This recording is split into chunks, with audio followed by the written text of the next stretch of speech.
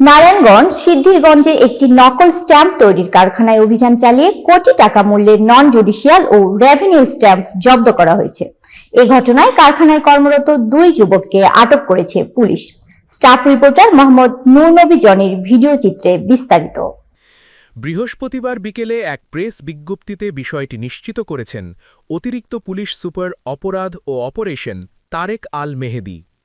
এর আগে দুপুরে ওই কারখানায় অভিযান পরিচালনা করে পুলিশ।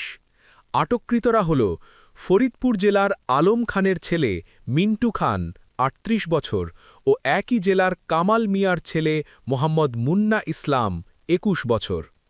পুলিশ জানায়, নারায়ণগঞ্জ ২ নম্বর ওয়ার্ডের মৌচাক বাসস্ট্যান্ডের পেছনে ভান্ডারী হোটেল সংলগ্ন মৃত এমাদ হাজির বাড়িতে সবুজ ওরফে মোতাহার নামের এক ব্যক্তি ওই কারখানাটি ভাড়া নিয়ে দীর্ঘদিন যাবৎ নকল নন জুডিশিয়াল স্ট্যাম্প ও রেভিনিউ স্ট্যাম্প বানিয়ে আসছিল।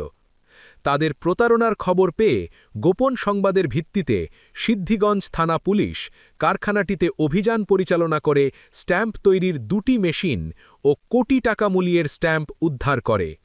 সিদ্ধিগঞ্জ থানার ভারপ্রাপ্ত কর্মকর্তা ওসি আব্দুল বারিক জানান, সরকারের রাজস্ব খাতের রেভিনিউ ও স্ট্যাম্প নকল করে ২টি মেশিন দ্বারা তৈরি করা হচ্ছিল এমন খবর পেয়ে কারখানাটিতে অভিযান পরিচালনা করে নকল স্ট্যাম্প তৈরির ২টি মেশিন, ৫০০ টাকা মূল্যের পর্যন্ত রেভিনিউ সিল এবং ১০, ৫০, ১০০ টাকা মূল্যের কয়েক কোটি টাকার স্ট্যাম্প পেয়েছি।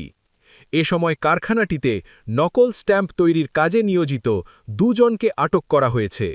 জব্দকৃত স্ট্যাম্পের গণনা শেষে বিস্তারিত বলা যাবে।